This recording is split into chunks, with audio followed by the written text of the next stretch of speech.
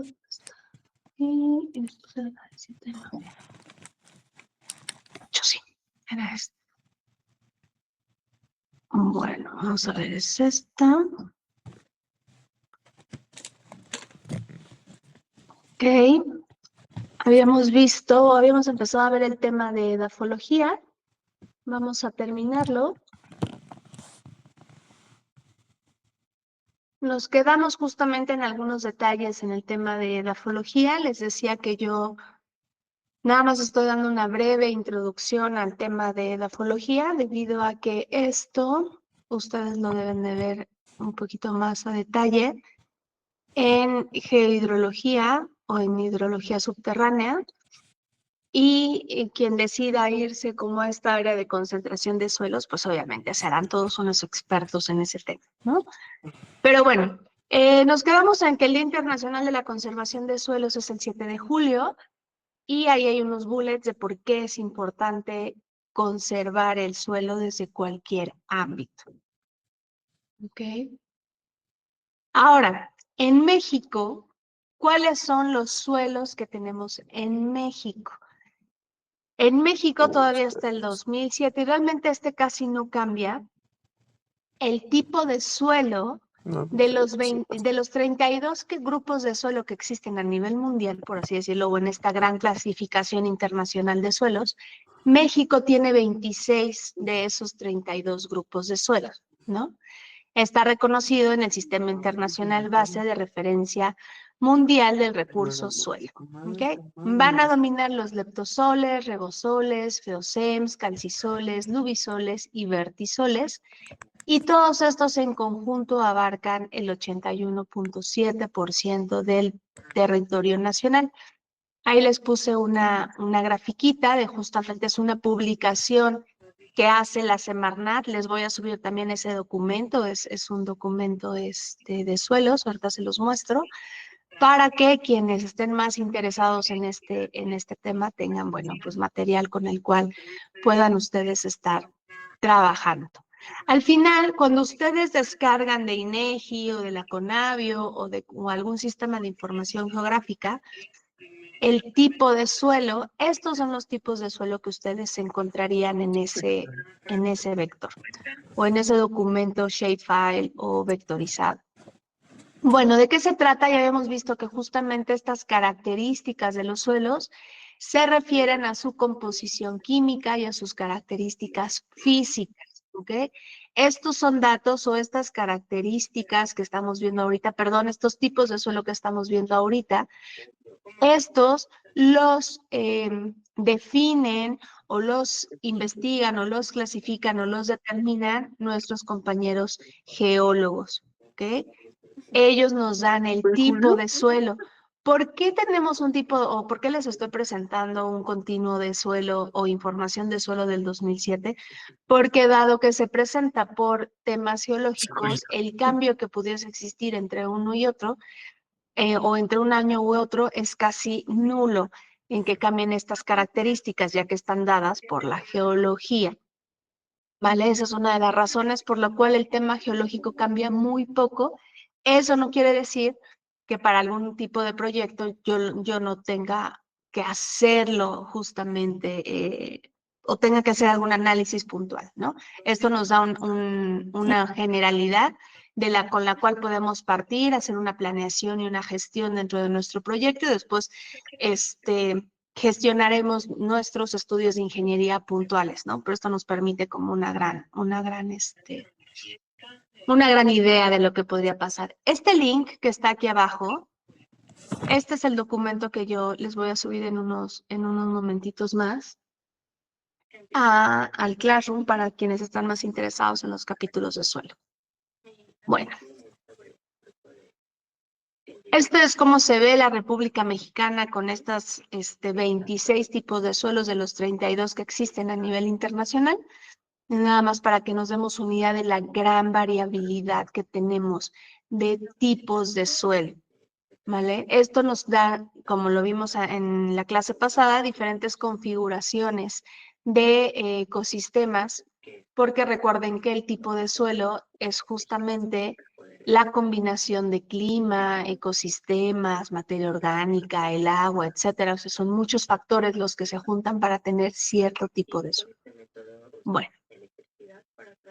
Ah, no sé acá. Ok, esta página ya la conocen, básicamente nada más era para decirles que en la página de INEGI tiene un apartado de edafología donde ustedes podrán identificar, dependiendo de su zona de estudio, cuál es el tipo de suelo que les corresponde. Insisto, de una manera general. Recuerden que mucha de la información que tiene el INEGI está a una escala grande. Creo que la escala más reducida o más pequeña que maneja es 1 a 50,000. Entonces es todavía información muy general, pero bueno, nos da justamente estas características que necesitamos.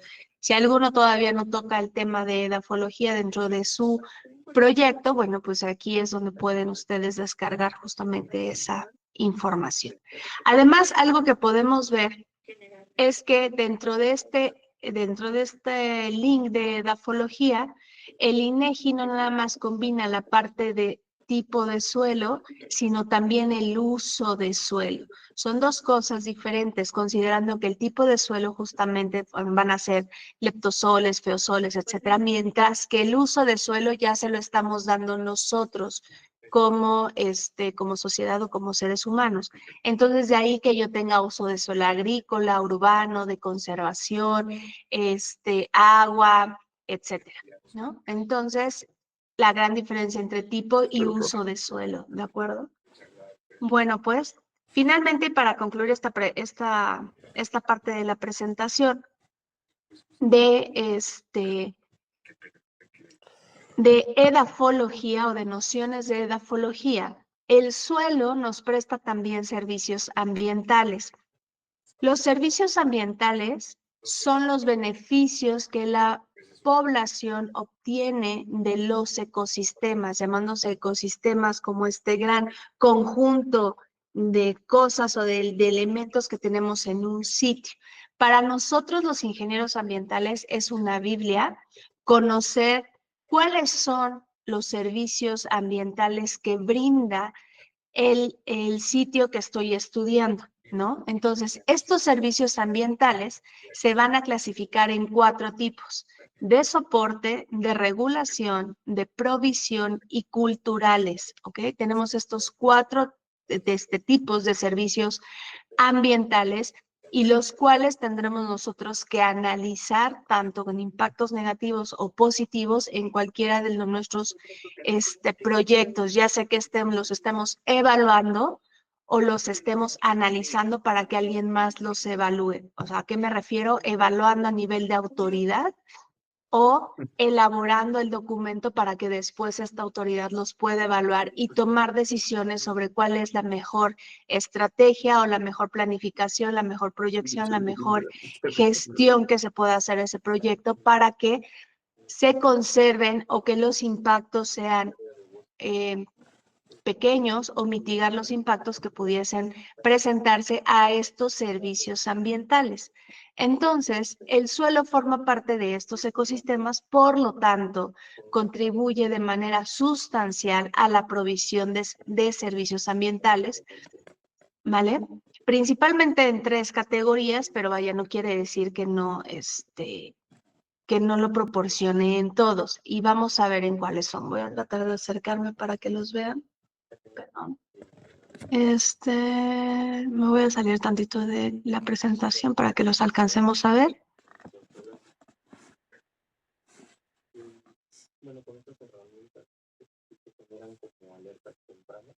Ustedes me dicen cuando alcancen a ver las letritas blancas.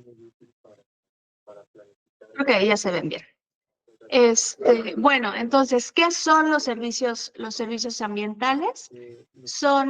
Van a ser aquellos servicios o aquellas actividades que el ecosistema le provee y sostiene y satisface la vida humana, ¿no? Entonces van a ser bienes y procesos.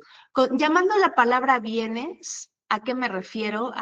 árboles, a agua, o sea, todos estos elementos con los cuales yo tengo algún tipo de actividad o me sostienen, ¿no? Los procesos que generan estos bienes, y convertir el dióxido de carbono en oxígeno, etcétera, a través de los cuales, a través de estos bienes y procesos, sostienen y satisfacen la vida humana. Aquí está muy concentrado hacia nosotros porque obviamente eso es un tema que nos interesa, ¿no? Nuestra propia supervivencia, pero también sostienen y satisfacen la vida de cualquier ser vivo, ¿no? Mamífero, perdón, bueno, fauna o flora, vegetación, etcétera. ¿Cuáles son? El primero va a ser el de provisión. ¿A qué se refiere esto? Es provisión de recursos, ¿no? Todos aquellos recursos, como la palabra lo indica, son los que yo voy a aprovechar, como son cultivos, ganado, para la parte de piscícola, la acuacultura, el agua para consumo humano, para generación de energía, la madera, la leña, los alimentos, todos, de donde vienen todos estos elementos o estos bienes, van a ser servicios ambientales de provisión. Un segundo servicio de provisión va a ser el de soporte. ¿Por qué son de soporte? Insisto, como el nombre es muy claro, lo indica, nos van a ayudar a soportar o a fundamentar, o sea, como con base en soportar la formación de suelo, el reciclaje de nutrientes y la producción primaria. ¿A qué me refiero con producción primaria? Es la producción de todas aquellas materias primas que me van a servir justamente para llegar a los servicios de provisión. ¿Ok? Tengo los otros, que es de regulación regional y local, que es muy similar o son iguales al de regulación global. Este mismo, los servicios ecosistémicos de regulación, aquí están separados como en dos ámbitos, ¿no? En el tema global, ¿no? Porque vivimos en un solo planeta Tierra, todos juntos, y de ahí que parten todos los diversos eventos que están ahorita, por ejemplo, porque ya se viene la próxima COP, que es el cambio climático, etcétera, y la calidad del aire. Pero en una regulación regional y local, o sea, a pequeña escala o a microescala, vamos a tener que nos van a ayudar al control de eventos extremos, o sea, de fenómenos hidrometeorológicos extremos sobre todo, al control de plagas, a la erosión de los suelos, nos ayudan a regular enfermedades, el agua, la polinización, por ejemplo. ¿Por qué nos ayudan a regular enfermedades? No sé si alguien haya escuchado que dado que se están derritiendo los polos, hay enfermedades, virus derivados de virus y bacterias que existieron hace muchos años, que estaban ahí congelados y ahora que se están descongelando, estos virus y bacterias están reviviendo, por así decirlo, y entonces se están reincorporando de nueva cuenta a pues al ciclo de vida que llevamos ahorita, ¿no? A este sistema de vida que llevamos ahorita. Entonces nosotros no estamos preparados para esos nuevos virus y bacterias que estuvieron congelados, no sabemos hace cuántos cientos de años, y puede ser que surjan o resurjan enfermedades que ya pensábamos erradicadas o desaparecidas y ahora las tengamos de nueva cuenta, ¿no? Entonces, por eso nos pueden ayudar a regular enfermedades. Bueno, regular el tema del agua, pues indiscutiblemente se vuelve muy importante. La polinización, por ejemplo, los manglares, un mayor servicio ecosistémico de los manglares es la protección ante eventos hidrometeorológicos, ante estos, nos hacen menos vulnerables ante los fenómenos tipo de huracanes, ¿no? Son barreras que retienen el golpeteo. Entonces, este servicio de regulación es muy importante. Alguien, por ejemplo, ¿en dónde? Ahorita que hablábamos del frío, por ejemplo, un servicio de regulación muy importante que tiene Ciudad Universitaria y los humedales de Xochimilco y cuál otro, y el bosque de Tlalpan, son que regulan el clima de la Ciudad de México. El que tiene la mayor regulación de clima es Xochimilco, los humedales en Xochimilco o el área natural protegida de Xochimilco. Y no sé si les pasa a los que han llegado, y les decía la otra vez en clase, los que llegan muy temprano, hay un clima cuando salen del metro o cuando todavía no entran a Ciudad Universitaria, el clima se siente diferente a cuando ya entran a Ciudad Universitaria. Esa regulación y esos análisis se llaman análisis de microclimas, ¿no? ¿Por qué? ¿Por qué? Porque Ciudad Universitaria tiene demasiada vegetación, entonces hace que la regulación del clima sea diferente a que si yo estoy en la plancha del Zócalo, por ejemplo, ¿no? El calor se va a sentir muy diferente. Y finalmente voy a tener los servicios ecosistémicos de cultura, ¿no? ¿A qué me refiero con esto? El propio medio ambiente o el propio ecosistema tiene un servicio cultural, sobre todo en los países, no, en las poblaciones originarias o en los pueblos originarios. Ellos son muy apegados a la madre naturaleza, no existe el concepto de medio ambiente, por ejemplo, para ellos.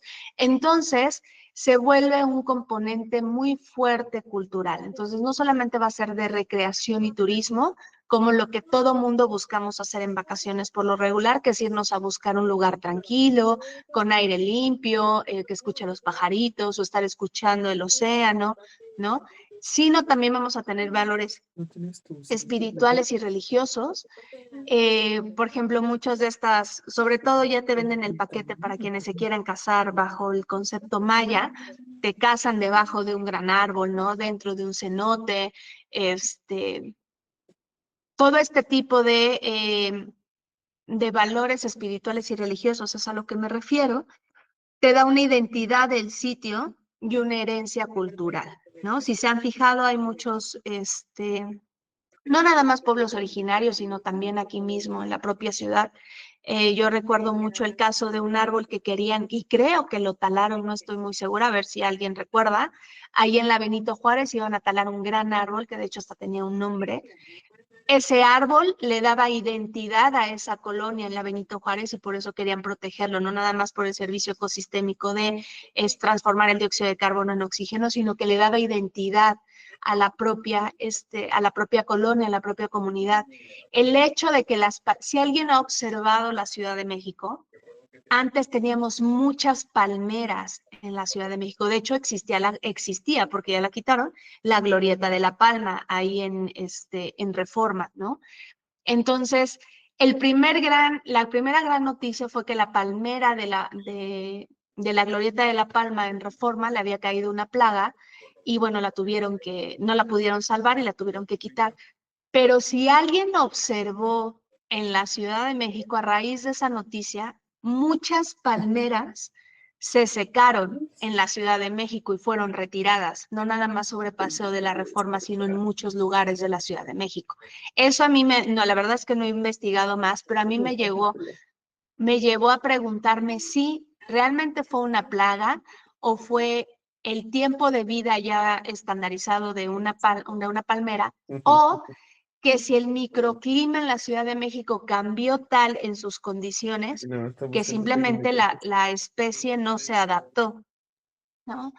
Unos árboles que son súper adaptativos son los que se encuentran, por ejemplo, en periférico. Yo no sé cómo soportan tanto smog de las emisiones de los vehículos. Nada más se les ven cubiertos como una cosa plástica negra, que es justamente el hollín y todos los componentes de la combustión, pero no se mueren. Se han adaptado bastante bien a estar en los camellones y en los muros verdes de periférico, por ejemplo, ¿no?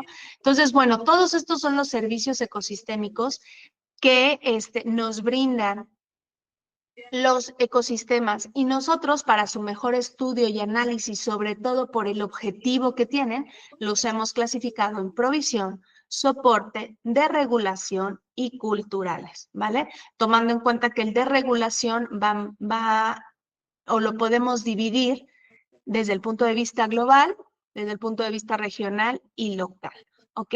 ¿Hay alguna duda o comentario sobre los servicios ecosistémicos?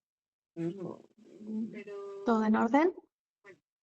Ok, bueno, hasta aquí el tema de edafología, les decía, no voy a entrar más. Vamos a entrar al tema de infiltración.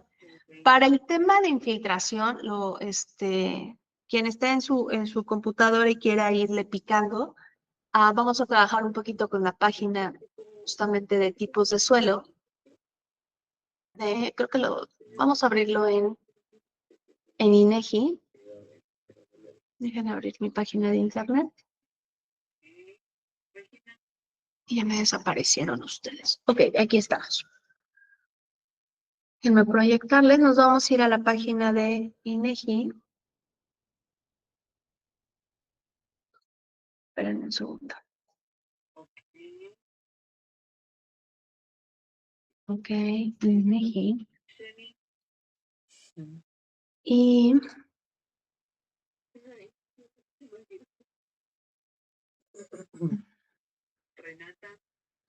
Instituto Nacional de Ecología.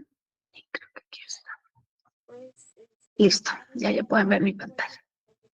Les decía, con base en la de, ustedes podrían poner aquí edafología. Edafología.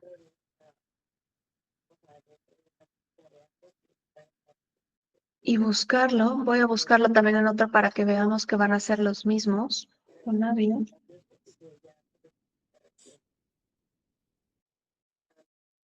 Y que de cualquiera de los dos lo podemos bajar. Ok, aquí está. Vamos a poner conjunto de datos vectoriales edafológicos. Listo, ahora sí se ve bien la página. Bueno, entonces aquí podemos ver cuáles son los tipos de suelo como les había yo mencionado. Vamos a acercarnos a ver en cuál caemos. En este morado. ¿Vale? Entonces, con base en la edafología, vamos a medir nosotros las pérdidas por infiltración. ¿Alguien me dice qué es el proceso de infiltración?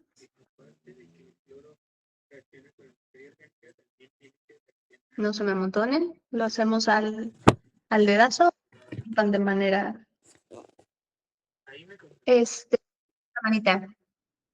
Pau, fuiste la primera. Es cuando la precipitación es absorbida por un suelo. Es cuando la precipitación es absorbida por un suelo. Gracias, Pau. ¿Alguien más? ¿Alguien que complemente lo que dijo Pau? Creo que Kevin tiene la mano levantada. Vamos, Kevin, hable. Lo que pasa es que no los estoy viendo. No veo sus manitas levantadas. Kevin. Pues es cuando el agua es absorbida por el suelo porque tiene porosidad.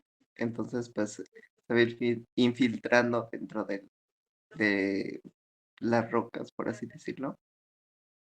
¿Ok? Va, gracias Paola, gracias Kevin.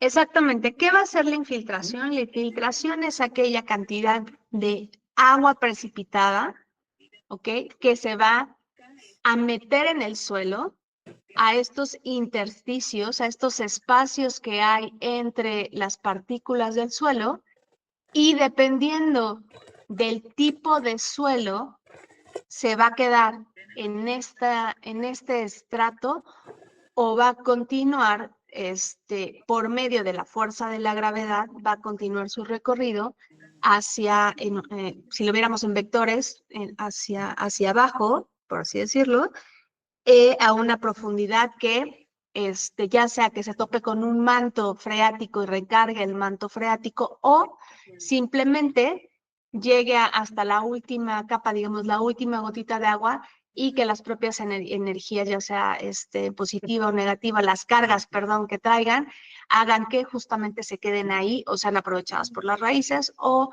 alimenten el manto freático. Entonces, queda claro el concepto de infiltración, me queda claro que no tiene ninguna duda. Ahora, ¿cómo lo medimos nosotros?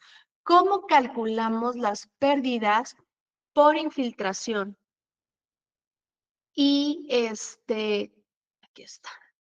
¿Cómo calculamos estas pérdidas por infiltración? Recordando un poquito el ciclo del agua, recuerden que va a llover, vamos a tener pérdidas por infiltración, por evapotranspiración y lo que no se infiltre y no se evapotranspire o se evapora, le vamos a llamar precipitación efectiva. La precipitación efectiva es aquella precipitación que va a generar un escurrimiento. Recordando nada más estos conceptos. Ok. También vimos en clases pasadas, y que ya no sea Paola ni Kevin, que sea alguien más, por favor. ¿Cuáles son los instrumentos que tenemos en una estación climatológica? Dentro de esta estación climatológica tenemos un instrumento que nos mide justamente la infiltración. ¿Alguien recuerda cómo se llama este instrumento?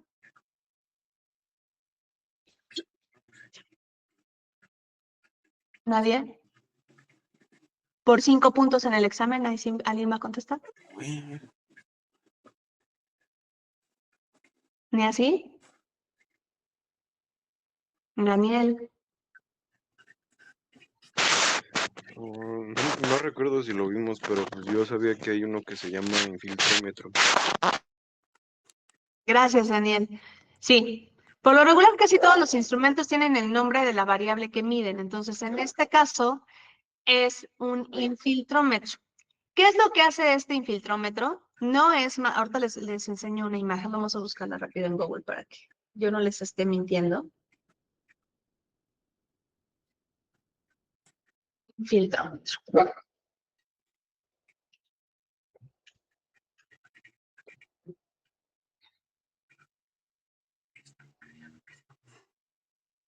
Ok, el infiltrómetro es un aparato que nos va a medir sobre todo, si alcanzan a ver aquí la imagen, llueve, ok, el agua se deposita aquí y si ustedes observan, aquí hay una escala, ya son de los modernos, ¿vale? Y lo que va a medir es justamente la velocidad y la profundidad, o sea, se hace una relación entre velocidad y profundidad de cómo el agua va disminuyendo de este recipiente y suponemos que se está infiltrando, vaya, está justamente con este vector hacia abajo, está infiltrándose el agua. Y aquí nos va midiendo ese cambio en la altura de este recipiente, de este pocillito, muy parecido al pluviómetro, y entonces lo que va a hacer justamente es medir el cambio entre la altura inicial con la precipitación y lo que se haya infiltrado, ¿vale? Es un dispositivo muy sencillo, pero ya actualmente nosotros ya no utilizamos casi el infiltrómetro, salvo que yo necesite que mi estudio sea súper detallado. ¿Por qué? Porque estos estudios son muy caros. Entonces yo tengo que poner un infiltrómetro cada vez que yo identifico que hay un cambio de suelo dentro de mi predio, ¿no? Dentro de mi zona de estudio. Entonces, si yo llego a tener 5 o 6 tipos de suelo en mi zona, tengo que poner 5 o 6 al menos número de infiltrómetros y estar ahí midiendo, ¿no? Porque además no es lo mismo medir cuando es la primera lluvia del año que cuando es la segunda, la quinta, la décima. Entonces hay que medir durante todo un año completo, o al menos con la primera lluvia, y después medir hasta la última lluvia para yo calcular la capacidad que tiene ese tipo de suelo para infiltrar. Para eso, ya unas personas se pusieron justamente a estudiar las pérdidas por infiltración dependiendo el tipo de uso de suelo, ¿vale? Y vamos a tener las siguientes metodologías para calcular la infiltración dependiendo el uso de suelo. Esto ya lo vimos un poquito en la práctica de laboratorio, lo mencionó el profesor Víctor, y si alguien le estuvo picando un poquito más al GECRAS, se va a dar cuenta o me va a poder contestar la siguiente pregunta. ¿Cuántos métodos por infiltración conocen? De cálculo de infiltración conocen. Al menos el profesor mencionó una. ¿Alguien recuerda?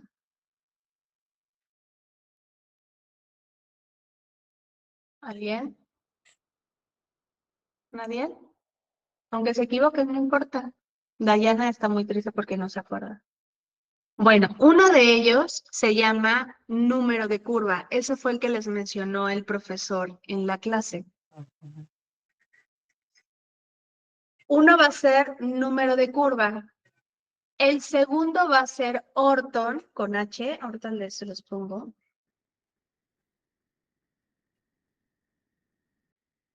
Y el tercero va a ser Green Amp.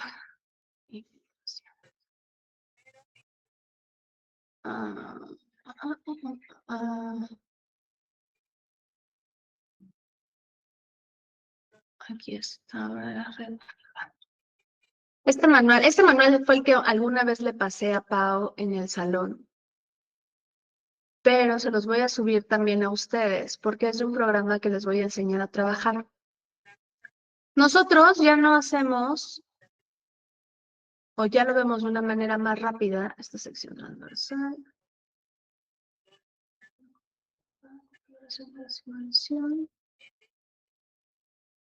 Perdón, denme un segundo.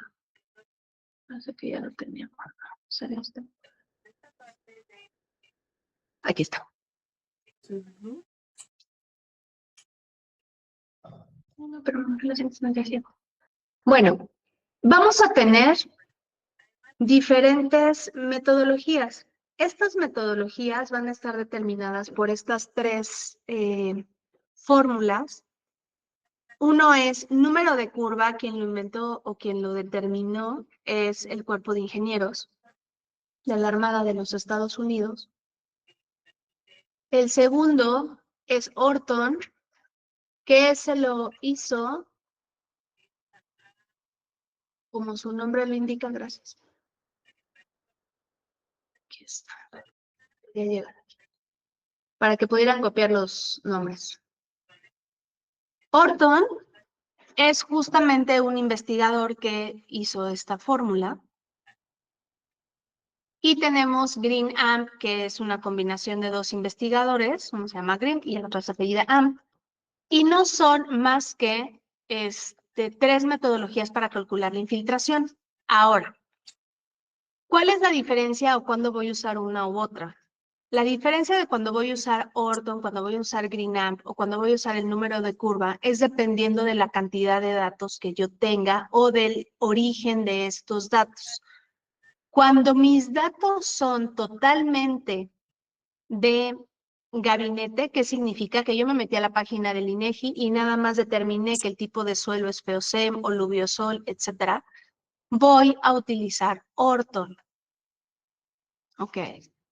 Cuando mis datos tienen una combinación entre la literatura y tengo datos de campo, o sea, si hice una mecánica de suelos, por ejemplo, y que me ayudó a determinar al menos el tipo de suelo con claridad, voy a utilizar Green Amp.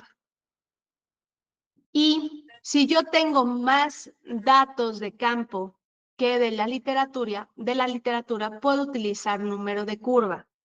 Ahora, mucha gente utiliza número de curva y es la más reconocida, sobre todo para la Conagua, utilizar número de curva porque al menos tiene que estar basado en estudios de mecánica de suelos.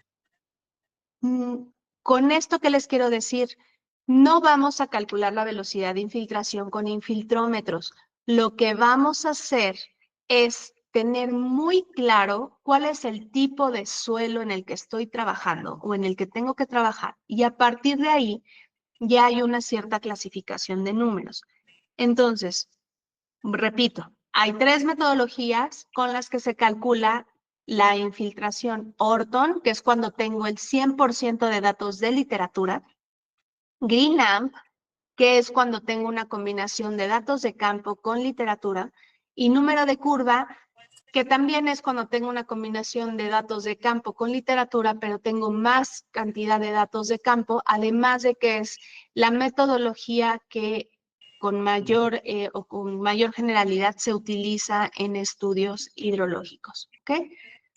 No voy a entrar a la deducción de fórmulas porque ya los propios programas nos los otorgan o nos dicen, o sea, nosotros nada más vamos a elegir con qué metodología voy a trabajar, ¿ok? Lo que sí me interesa que sepamos es qué significan estas variables, ¿ok? Estas variables las vamos a encontrar justamente en los manuales de usuario de los software con los que ustedes trabajen. Lo pueden descargar del manual de GECRAS si van a trabajar en GECRAS. Este es el EPA-SWIM, que es justamente de los Estados Unidos, ¿no? Del Cuerpo de Ingenieros. Y algo que nos dice aquí es lo siguiente. Me dice, ¿cuál es la textura del suelo con el que vas a trabajar? Si se fijan, aquí no viene FEOCEM, ni Lubiosol, ninguna de esas clasificaciones, ¿ok? ¿Esto qué quiere decir? Que cada uno de esos tipos de suelo que nosotros vimos desde el punto de vista geológico, hay que transformarlos o investigarlos desde esta textura de suelo. Los luviosoles tienen una textura de suelo muy particular o una combinación de suelos. Los feocem también tienen una combinación de texturas, de tal manera que lo más común que nosotros vamos a encontrar van a ser arenas, margas, arcillas, y a partir de estas tres se genera un triángulo que ahorita les voy a mostrar, que es el triángulo de suelos. Y a partir de estas tres se hacen diferentes combinaciones. Si ustedes pueden ver aquí en la tabla, tenemos arena margosa, marga arenosa, marga, después cambiamos a sedimentos margas, etcétera, y así me voy hasta el último que es la arcilla. ¿Ok? Una vez que nosotros ya identificamos cuál es la textura del suelo en mi punto de estudio o donde yo quiero calcular las pérdidas por infiltración, vamos a tener estos 5 parámetros que ya sea Orton o Greenamp o número de curva, calcularon para sus fórmulas. Estos parámetros no se mueven, ya son parámetros fijos. Lo único que yo tengo que determinar es cuál es la textura del suelo con la que estoy trabajando para colocar justamente el dato que yo requiero. Ahora, el parámetro K se refiere, a la conductividad hidráulica saturada. ¿Qué significa? Es justamente lo que mide el infiltrómetro. ¿Cuál es justamente la altura de succión, que en este caso, que es el siguiente parámetro? ¿Cuál es la altura o la velocidad a la que se mueve esta altura de succión? ¿Ok? Esta va a ser conductividad hidráulica saturada. Y si se fijan, cambia en todas las texturas de suelo. De hecho, las arenas tienen mayor conductividad de succión, que quiere decir que va a infiltrar a una velocidad mayor. Después vamos a tener la altura de succión. Esto es nada más justamente esta profundidad a la que se va a ir infiltrando el agua. Después vamos a tener la porosidad. La porosidad la presentan siempre, o siempre vamos a presentarla en al menos 3 dígitos. ¿Por qué? Porque si observan, el cambio que hay, si yo redondeo con el segundo dígito, es casi no insignificante, pero es muy pequeño. Entonces nos vamos a ir a 3 dígitos en esta, que es muy importante. Y si observan, casi todas cambian en el tercer dígito o en el segundo dígito. Pero ¿esto qué significa la porosidad? Es justamente estos espacios que existen entre las partículas de suelo, estos intersticios que hay. Si ustedes observaron cuando fuimos al CENAPRED, cuando estábamos en geología, tomaron diferentes tipos de roca y algunas eran más porosas que otras. Justamente este es el parámetro que ya alguien calculó y nos dijo, este es el coeficiente que hay que utilizar en temas de porosidad dependiendo de la textura del suelo. Después vamos a tener la capacidad de campo. La capacidad de campo. ¿Qué significa también? Es la capacidad que va a tener de retención ya sea en este caso que estamos hablando de agua, va a ser la capacidad que tiene este suelo para retener el agua. Si estuviéramos, por ejemplo, hablando de nutrientes, la capacidad de campo es la capacidad que tiene el sistema o ese suelo para captar estos nutrientes cercanos a la raíz, ¿vale? Y finalmente vamos a tener, déjame quitar el punto de marchitamiento, ¿no? Este punto de marchitamiento es porque este software también funciona para revisar temas de agricultura.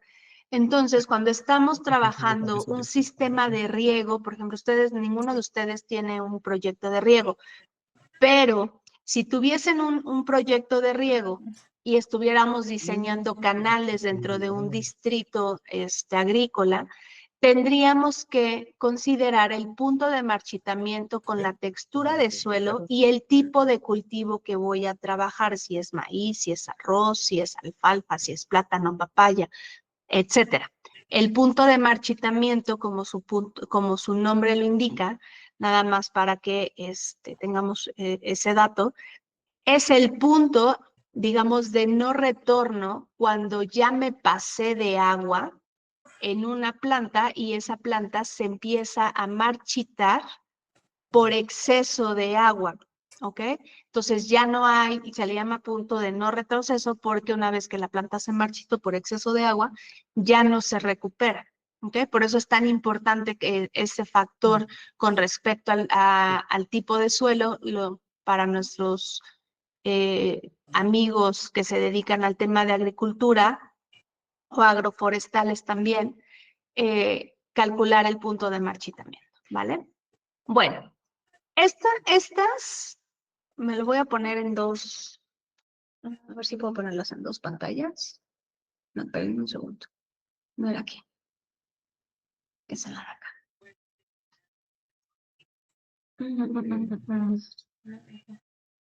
Ok, si observan, me voy, porque estas son características de orto. Aquí nos va pidiendo justamente que coloquemos esos factores o esos valores en estos puntos. Por eso es importante conocerlos. Ok, me voy a ver. Ahí estoy, ya voy a salir. Bueno, la siguiente tabla es tipos de suelo según la NRCC, que es la National Resource Conservation Service. Esta tabla nos va a servir cuando calculamos las pérdidas por infiltración por el número de curva. ¿Ok? El número de curva lo vamos a determinar.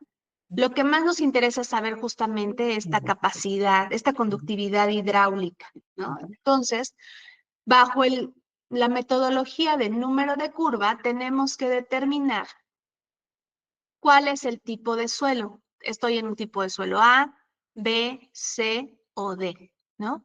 Y entonces aquí nos dice que los suelos tipo A tienen bajo potencial de escorrentía o baja potencial de escurrimiento, lo que significa que los suelos tipo A son mayormente impermeables o con baja permeabilidad, mientras que los tipo D tienen un alto potencial de escorrentía, que significa que van a tener menor permeabilidad y con ello vamos a tener mayor escurrimiento. El B y el C, bueno, pues están intermedios entre los que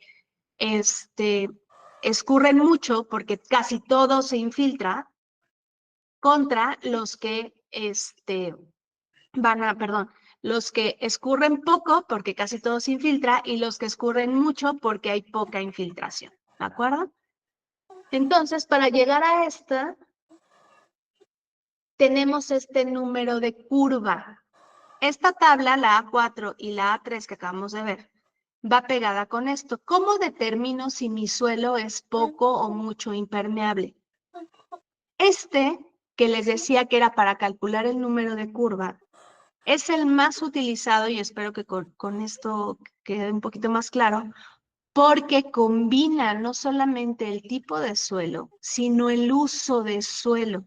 Y eso a nosotros nos va a interesar mucho. ¿Por qué? Porque no estamos en un terreno natural donde nada más me puedo concentrar en lo que pasa del suelo hacia abajo, en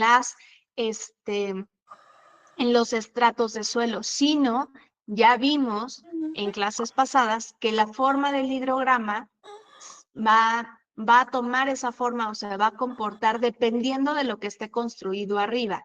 Entonces, el número de curvas se utiliza muchísimo porque yo puedo determinar si mi tipo de suelo tiene, no nada más por su característica química y física del suelo, sino por su uso. Entonces, ¿mi proyecto está sobre una tierra cultivada? Sí. ¿Pero esta tierra cultivada está conservada o no está conservada? ¿Tengo pastos? Sí, pero están en malas condiciones o en buenas condiciones. Estoy trabajando en pradera, en terreno boscoso, y así me puedo ir hacia abajo, de tal manera que las últimas clasificaciones son superficies impermeables. ¿Por qué? Porque significa que están pavimentadas. Significa que hay residencias y entonces hay concretos. Y ese tipo de material, casi que al 100% son materiales impermeables, salvo que tengamos concreto hidráulico, que bueno, ahí podemos considerar un poquito de permeabilidad. Pero el número de curva es el más usado, repito, ¿por qué? Porque no nada más va a considerar el tipo de suelo, sino el uso de suelo. Entonces, si yo estoy modelando la Ciudad de México, casi que yo le voy a poner que el 50% de mi suelo es, o más, yo creo que un 80%, yo podría considerar que son pavimentos con cunetas, colectores, etcétera, y si se fijan, los A, B, C, D tienen el mismo valor, entonces yo podría tomar el que fuera. Pero si yo estoy trabajando con una que sea diferente, la de abajo, camino de grava, ustedes me van a decir, bueno, maestro, ¿y con cuál voy a trabajar si los cuatro datos son diferentes? Bueno, ya vimos que voy a trabajar con caminos de grava, está bien.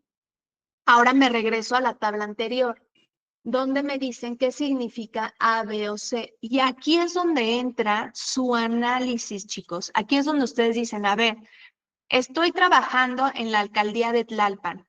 La alcaldía de Tlalpan tiene en su 80% zonas conservadas. No sé, me estoy inventando, no tengo el dato general, ¿no? Entonces, yo voy a identificar si estoy en un suelo, además, con un alto potencial de escorrentía o con un bajo potencial de escorrentía. ¿Por qué? Porque si yo tengo un 80% de suelos, voy a tener mayor cantidad de infiltración posiblemente y va a escurrir muy poco.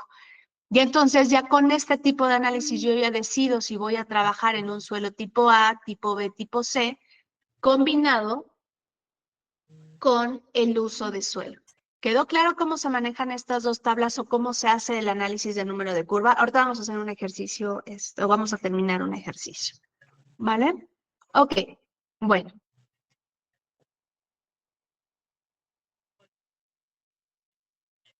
También algo que tenemos que ver dentro de nuestra clasificación o cuando desmenucemos el tema de la infiltración dentro de nuestra zona de estudio, algo que yo tengo que determinar es si dentro de mi zona de estudio tengo embalses, ¿no? O si el suelo que yo tengo es propenso a generar lo que le llamamos encharcamientos o anegaciones de agua. Entonces, aquí hay unos valores típicos de almacenamiento en depresión.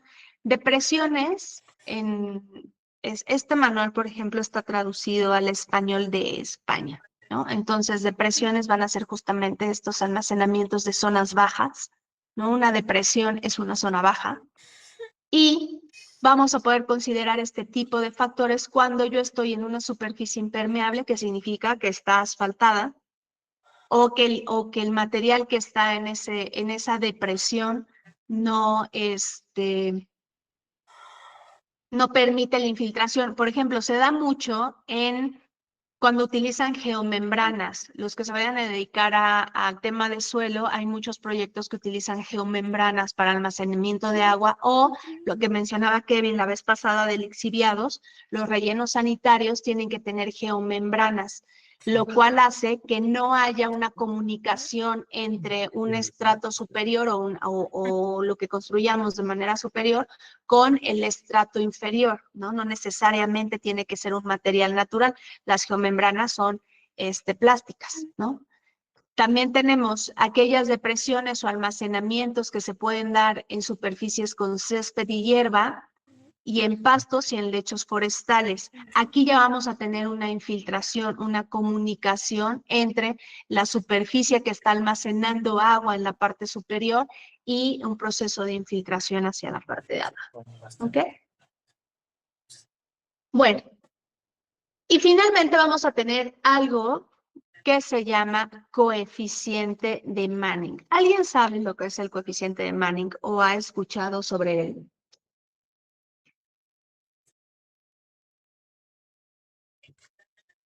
¿O tienen alguna idea? No. Daniel, Dayana, ¿tienen alguna idea de lo que es el coeficiente de Manning? Si no me equivoco, es lo que utilizamos, el coeficiente de escurrimiento para el método Chen. ¿Parecido? ¿Alguien más que se esté dando una idea, al menos con lo que están viendo en la imagen? ¿Nadie? Bueno, el coeficiente de Manning, justamente como Dayana lo está mencionando, va a formar parte de este tema de coeficiente de escurrimiento. ¿Ok? El coeficiente de Manning es un coeficiente que una vez que ya tenemos la precipitación efectiva, ya se saturó el suelo, y esto nada más es como una breve introducción al tema de relación lluvia-escurrimiento, ¿vale? Aprovechando que tengo la tabla. Una vez que la precipitación efectiva ya empieza a generar este escurrimiento, el coeficiente de Manning no es más que la fricción que se va a generar entre el material sobre el que escurre el agua. El concepto de fricción, creo que todos lo tenemos claro, porque en alguna vez lo hemos visto en física, ¿no? Es justamente esto que yo estoy haciendo en mi mano. La fricción siempre va a generar energía y esta fricción que existe entre la superficie de escurrimiento y el agua que está escurriendo nos va a determinar mucho la velocidad con la que el agua se mueva o con la que este gasto o flujo de agua se mueva. Entonces, este es un coeficiente que ya está determinado, está para quien quiera consultarlo, y lo vamos a consultar justamente en próximas clases. Está en el manual de Chow. Este manual, Chow se dedicó a hacer experimentos con diferentes superficies y hacer correr el agua. Y determinó cómo cambia la velocidad de este flujo de agua con diferentes superficies. Entonces nosotros vamos a tener que este coeficiente va a ser más pequeño o se va a reducir en superficies asfaltadas, ¿no? Que por lo general van a ser concretos o calles. La fricción se hace pequeña. Mientras que cuando yo estoy trabajando con superficies naturales, terrenos cultivados, con pastos, con árboles, la velocidad se va a reducir, ¿no? Entonces, la fricción me va a hacer que este flujo de agua descienda hacia su punto de drenaje de una manera más lenta. De aquí, del coeficiente de Manning, va a partir mucho el tiempo de, no el tiempo de concentración, el tiempo de traslado de la avenida. Si ustedes recuerdan el hidrograma, tenemos un tiempo de traslado total de la avenida y este coeficiente de Manning se vuelve un coeficiente muy importante. De aquí también que cuando tenemos zonas, zonas urbanizadas muy grandes, el agua descienda más rápido que si yo digamos, en la parte central de nuestra cuenca o en la cuenca media, tengo o una cuenca alta, la tengo conservada, esta precipitación efectiva que se va a convertir en escurrimiento va a tender a bajar o a trasladarse a una velocidad menor. ¿Por qué? Porque justamente toda esta vegetación me va a ayudar a retener el agua a través de, cuando hacemos los cálculos, considerar el coeficiente de Manning que aquí viene. Esto nada más es introductorio para la próxima clase. ¿Hasta aquí alguna duda, chicos, para entrar al ejercicio que vamos a hacer? ¿Todo en orden? Bueno, el tema de infiltración, ya como se los acabo de mostrar, es un tema muy, muy sencillo. Entonces, ahora sí, vamos a trabajar. ¿Cómo determinamos el número de curva dentro de nuestros modelos matemáticos? ¿Y cómo lo van a hacer ustedes en su proyecto? Ojo, yo quiero que trabajen. Tal vez vamos a ver si nos da tiempo de que se haga una simulación para su proyecto final. Si no nos da tiempo, para que ustedes atiendan el tema de infiltración dentro de su proyecto final, van a hacer el siguiente ejercicio, ¿ok? Lo que vamos a hacer ahorita que cargue mi Google Earth va a ser lo siguiente. Ustedes se van a colocar en su zona de estudio. Déjenme ver una zona de estudio que tenga. A ver, vamos a ver qué estoy haciendo acá con los chicos.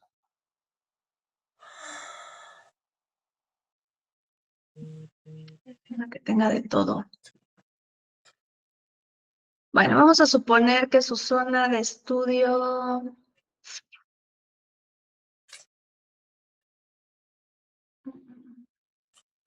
está la pesca por acá. ¿Le da tiempo? A ver, vamos a ver esta. Aquí está. Supongamos que mi zona de estudio es la laguna El Carpintero, ¿ok? Lo que van a tener que hacer es armar pequeños polígonos donde el uso de suelo sea diferente.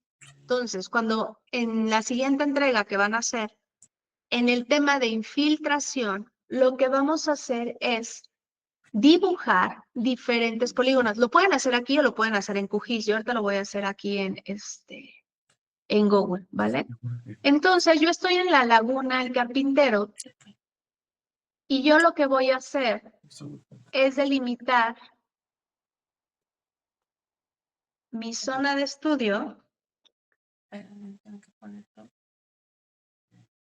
con respecto a los usos del suelo. Ojo, con respecto a los usos del suelo. Por ejemplo, este polígono que acabo de hacer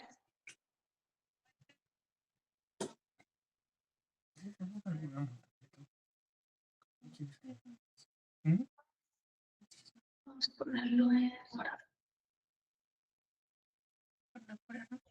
Y nada más quiero contorno. Ahí está.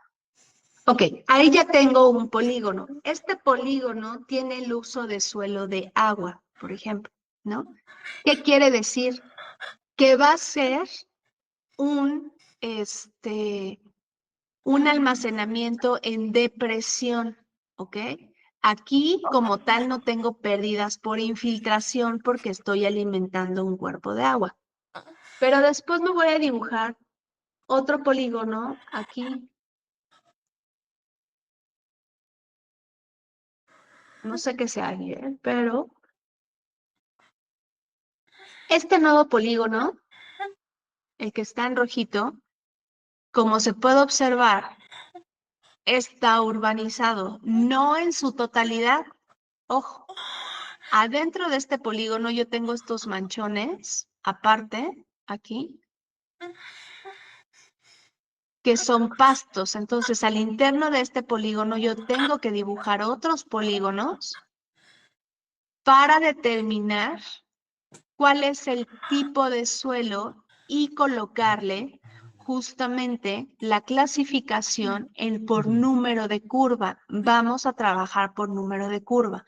Entonces, yo necesito que su zona de estudio la la desmenucen, la desagreguen en todos estos polígonos y coloquen en cada uno de estos polígonos cuál es la clasificación que le corresponde con base en el número de curva. Yo les voy a subir el manual que acabamos de ver ahorita en la clase.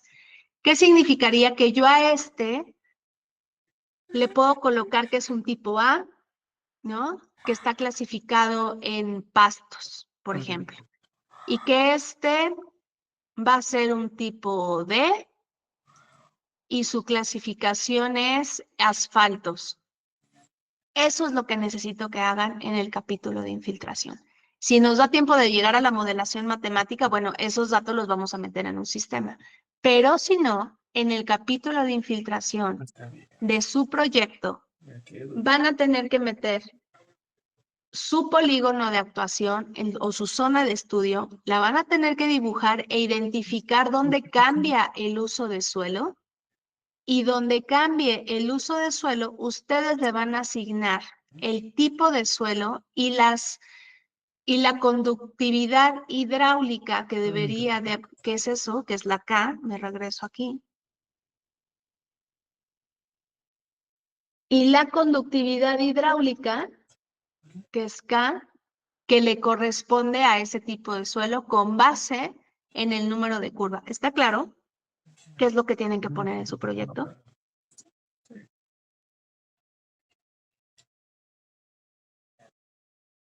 Ok, esto está muy fácil, o sea, atender esto dentro de su proyecto, según yo, está muy sencillo. Insisto, este manual yo se los voy a subir.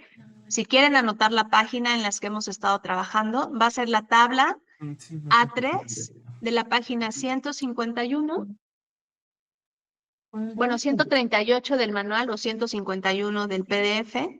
Tienen que trabajar con la tabla A3 y con la tabla A4. Si algunos tienen alguna depresión, van a tener que trabajar con la A5. ¿Ok? Tampoco te gustaría que no. Y ojo, quienes trabajen con la A5, lo único que les están poniendo son alturas. ¿Por qué? Porque no hay pérdida por infiltración y tendrá que venir así redactado, que solamente se está presentando. ¿Qué pasó, Pau? Así, para identificar una zona con depresión, ¿lo vemos con la elevación del lugar o cómo lo identificamos la depresión? La depresión van a ser todos aquellos cuerpos de agua superficiales.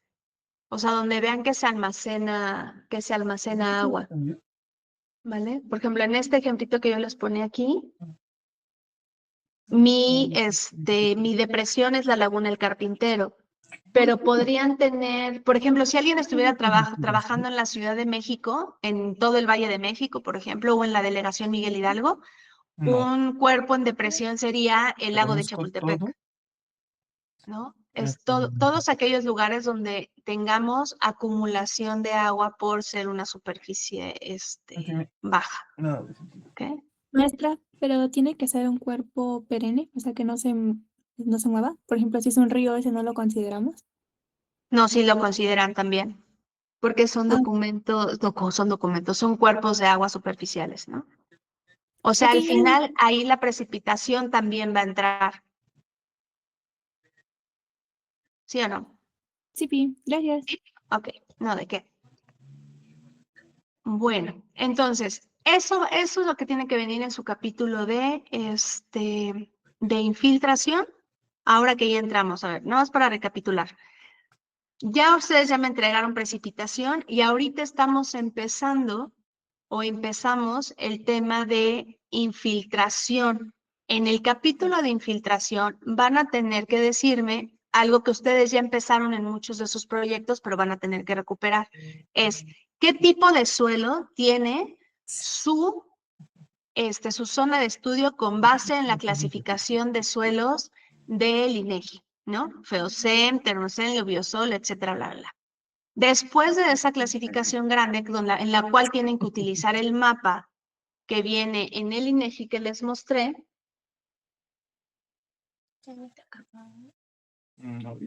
o con ¿ok? Con base en estos colores, yo quiero ver estos colores en su zona de estudio. Entonces tienen que descargarse esa capa. Así va a empezar su capítulo de infiltración.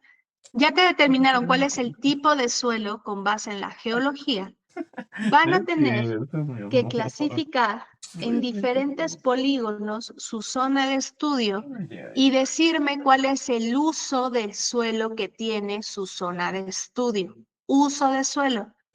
Ya una vez que identifiquen cuáles son los usos del suelo que tiene su proyecto, van a colocarle con base en la clasificación o con base en la metodología de infiltración del número de curva, que son las tablas que vimos aquí, ¿Esas son las cosas que dices? que va a ser la tabla A3 y la A4, vamos a ver cuál es la clasificación o el tipo de suelo que les corresponde para que ustedes me digan cuál es la conductividad de saturación que va a tener ese tipo de suelo mejor dicho, ese suelo por su uso. ¿De acuerdo? Y entonces ustedes me van a concluir que dependiendo de esta conductividad hidráulica que ustedes determinen, me van a decir si su zona de estudio posiblemente o se prevé o se tiene la hipótesis de que es una zona de estudio con mayor escorrentía al ser un suelo impermeable en su mayor porcentaje, o va a ser un suelo donde la escorrentía no me va a generar problemas porque tengo una tasa de permeabilidad alta. ¿Ok? Otra manera en la que lo pueden presentar es, me pueden decir, del 100% de la superficie de mi zona de estudio, el 80% es permeable, por lo tanto, se tiene la hipótesis de que de la precipitación total, el 80% va a ser precipitación, el 80% se verá infiltrado. Muy similar al ejercicio de examen. Si ustedes recuerdan, en el examen se decía, se tiene una superficie de tantas hectáreas, si el 60% se infiltra, entonces, ¿cuánto va a escurrir de eso? Y ustedes ya calcularon la precipitación. Entonces, de hecho, vamos a hacerlo así. El ejercicio del examen, que ya todos lo tienen ahí, lo van a terminar resolviendo en el capítulo de infiltración, ¿de acuerdo? Ustedes mismos se van a plantear ese problema muy similar al del examen para que me hagan una hipótesis de cuánto debería de estar escurriendo con el área que yo tengo, con la precipitación que ya calcularon y justamente determinando cuál es la superficie permeable o impermeable con la que van a trabajar. ¿Vale? Y después, eso que calcularon en infiltración lo vamos a comprobar en el siguiente tema que vamos a empezar a ver la próxima clase, que es relación lluvia-escurrimiento. ¿Quedó claro cómo van a presentar infiltración? ¿Hay alguna duda? ¿Qué pasó, Pau? Para el cálculo de la K, tenemos que dar, bueno, en esa hipótesis, solamente un valor, ¿no? No un intervalo. Sí, no, nada más un valor. Como lo van a dividir por polígonos, cada polígono va a tener una K diferente. Ah, ok. Sí, maestra, gracias. ¿Vale? No, ¿de qué? Yo la verdad ¿Alguien no más? sabía, así como que muy bien. ¿Qué pasó, Daniel? ¿Y como cuántas casas debemos tener? ¿Y como cuántas qué, perdón? ¿Cuántas Ks? Pues van a tener tantas Ks tengan dependiendo del uso de suelo, Yo ¿no? lo decía así como, no, así se ve. Por lo regular, las Ks van a depender de la Es siguiente más tabla. menos.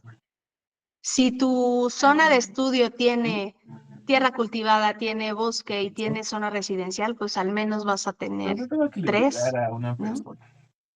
Ojo, no necesariamente tienen que, o sea, ustedes podrían agarrar y decir, a ver, todo lo que yo veo urbanizado, todo va a ser carreteras, o todo va a ser zona industrial, o zona residencial.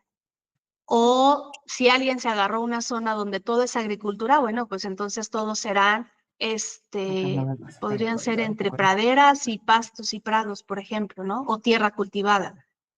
Van a tener tantas Ks como tantos usos de suelo tenga su zona de estudio. ¿Vale?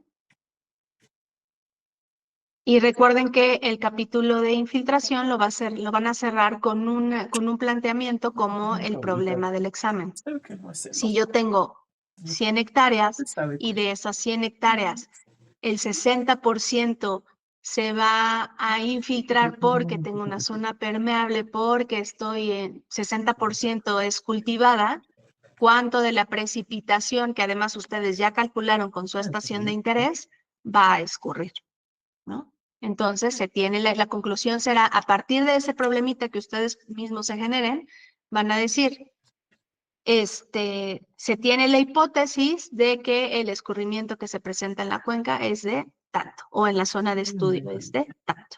Y ese numerito lo vamos a confirmar o lo vamos a modificar en el siguiente capítulo, que es relación lluvia-escurrimiento.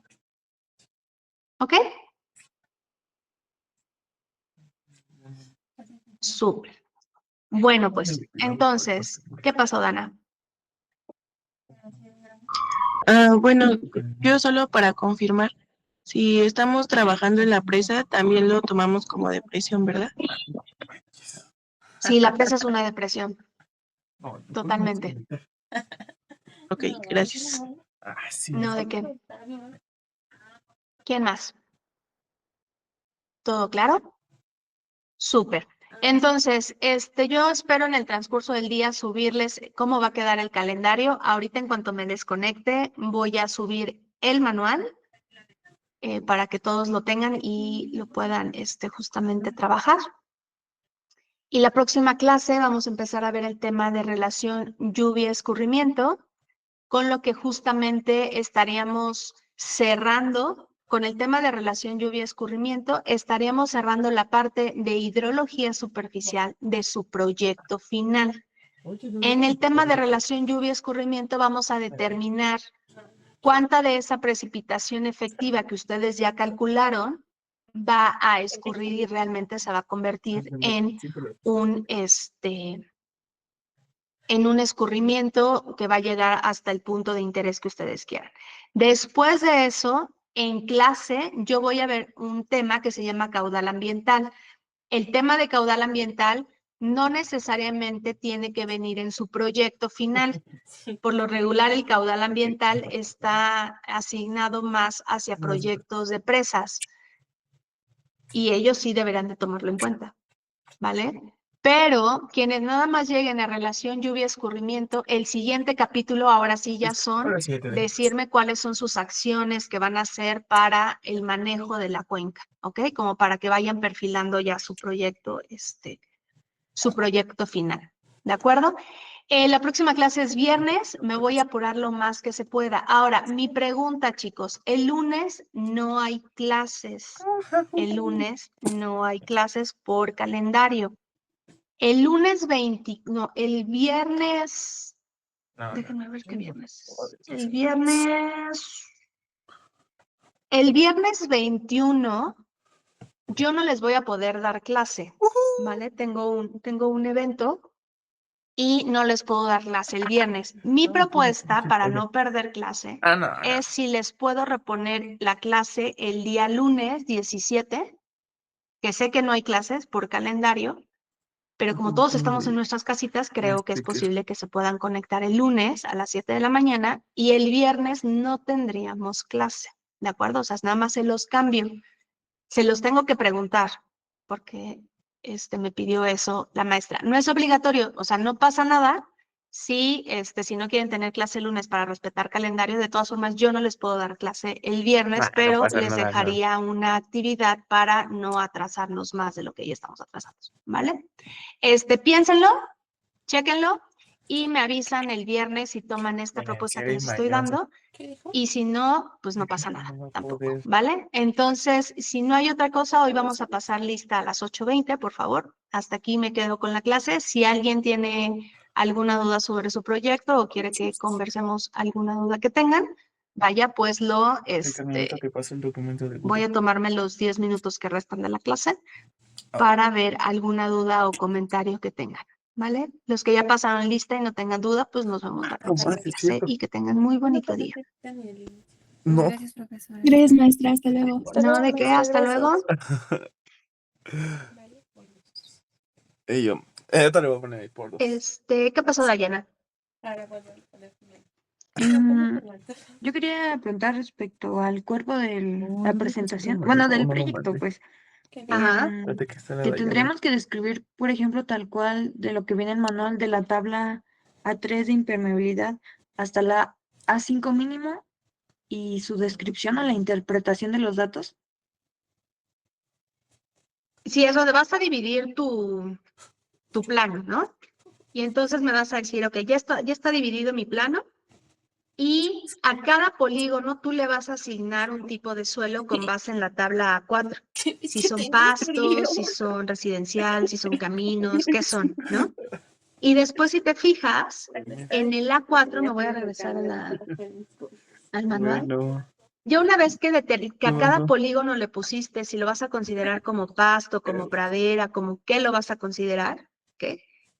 Tenemos 4 tipos no de te suelo, entendí la A, B, mitad C de y lo que D. dijiste, pero tú tranquila, yo Lo te paso puedes las notas. hacer por análisis, y, o sea, hagan discusión entre el equipo. Por eso, digo, no vas a ¿Cuál entrar a creen que economía. que le toque a ese polígono?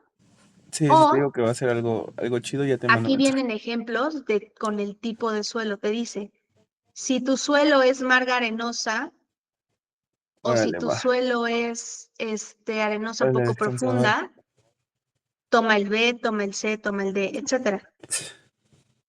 Y una vez que determinen si van a trabajar con A, B, C, D, me tienen que decir cuál es la conductividad hidráulica que le Mi amor, corresponde a ese también tú por qué no te polígono, pones algo más ¿vale? caliente. Hasta ahí llegamos. A partir de esto, el segundo paso sería hacer justamente el problema que hicimos en el examen. Ustedes me van a decir, ok, mi zona de estudio mide 10 hectáreas. De estas 10 hectáreas, ¿cuánta, qué porción de esta superficie es permeable o impermeable? Pueden hacer el análisis o la discusión con los datos de conductividad hidráulica, ¿vale? O dependiendo el tipo de suelo, el uso de suelo, si el 50% de tu superficie está en tierra cultivada, quiere decir que seguramente el 50% es permeable de tu suelo y harán el cálculo del escurrimiento. No sé si con eso contesta tu pregunta. Sí, gracias, profesora. Mejor. Súper, Dayana. De nada. ¿Listo? ¿Alguien más? Hasta luego, profesora. Gracias. Hasta luego, Dayana, que tengan muy buen día. Lindo día, profesora. Lindo Gracias. día a todos. Me eché uno.